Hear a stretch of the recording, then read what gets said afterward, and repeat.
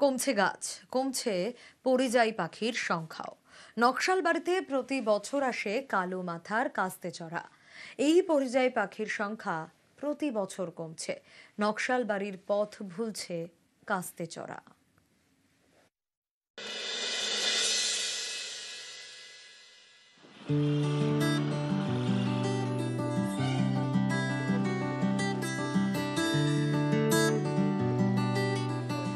পাখি সব করে রব,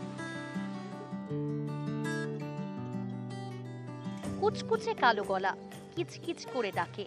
শরীরটা সাদা পালকে ঢাকা, সূচালো কালো ঠোঁট, দেখতে বকের মতো।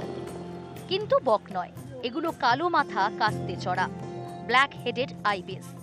নকশালবাড়িতে প্রতি বছর এই পরিযায়ী পাখি আসে, সেই সংখ্যাটা দিন দিন কমছে।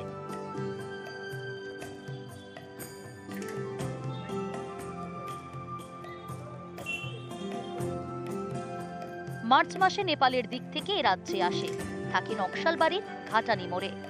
এই সময় তারা প্রজনন করে, শাবকের জন্ম দেয়। বাচ্চা বড় হয়ে গেলে সেপ্টেম্বরে ফিরে যায়। প্রতি বছর কত কাস্তে চড়া এলো এবং কতগুলো ফিরে গেল তার হিসেব রাখা হয়। সেই গণনাই ভাবাচ্ছে পরিবেশ প্রেমীদের। প্রতি বছর কাস্তে চড়া 20 থেকে 25টা করে কমছে। 2023 সালে নকশালবাড়িতে কালো মাথা কাস্তে চড়ার সংখ্যা ছিল প্রায় 400। 2024 সালে তা কমে হয় 380। 2025 সালে এই সংখ্যাটা 350। এটা বিপন্ন প্রজাতি, একদম নিয়ার থ্রেটেন্ড স্পিসিস। কিন্তু যেটা খুব গর্বের জায়গা বলা যেতে পারে সেটা হলো নিয়ার অ্যাবাউট মোটামুটি 50 থেকে 60 কিলোমিটার রেডিয়াসের মধ্যে একমাত্র নকশালবাড়ি হচ্ছে এই বিপন্ন তালিকাভুক্ত প্রাণীটার মানে পাখিটার আর কি তাদের ব্রিডিং গ্রাউন্ড। সংখ্যাটা অপেক্ষাকৃত কম। এখানকার যে আমরা থ্রেট বলতে পারি না, কারণ এখানকার ফরেজিং গ্রাউন্ড দিনের পর দিন আস্তে আস্তে কমতে শুরু করেছে। বট, অশ্বত্থের মতো বড় বড় গাছে প্রজনন করে কাস্তে চড়া।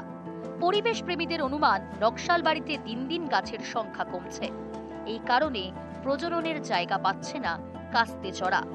এর জেরে এদের সংখ্যা কমে যাচ্ছে। এখানে এক নম্বর তো গাছ প্রতি বছরই যখন পাখি উড়ে যায় তারপর গাছগুলো কেটে দেওয়া হয়। নতুন করে এই ধরনের যে বুশি গাছগুলোতে এরা বসবাস করে সেই ধরনের গাছ আর নতুন করে তৈরি হচ্ছে না। যে এলাকায় এরা খাবারটা জোগাড় করতো, এই পাখির মূল খাবার যেগুলো ছোট মাছ, পোকামাকড়, ছোট সাপ, এই ধরনের খাবারগুলো ওরা পাচ্ছে না সাফিসিয়েন্ট। এখনই আশঙ্কিত হওয়ার কিছু নেই, কিন্তু একই সঙ্গে এদের যে ইকোসিস্টেমটা এখানে রয়েছে এবং এদের যে প্রজননের অভ্যাসটা এখানে রয়েছে সেটা মানুষের অ্যাক্টিভিটিসের জন্য যাতে কোনোভাবে বাধাপ্রাপ্ত না হয় বা ক্ষতিগ্রস্ত না হয় সেটা দেখার দায়িত্বও আমাদের। মূলত এই গাছগুলিকে টিকিয়ে রাখা এবং আশেপাশের যে জলাভূমি রয়েছে, এদের যে স্বাভাবিক খাদ্যাভ্যাস রয়েছে, সেই জায়গাগুলিকে টিকিয়ে রাখার উপরেই এই জায়গাটার ভবিষ্যৎ নির্ভর করছে। নকশালবাড়ি থেকে বিশ্বজিৎ মিশ্র, নিউজ 18 বাংলা।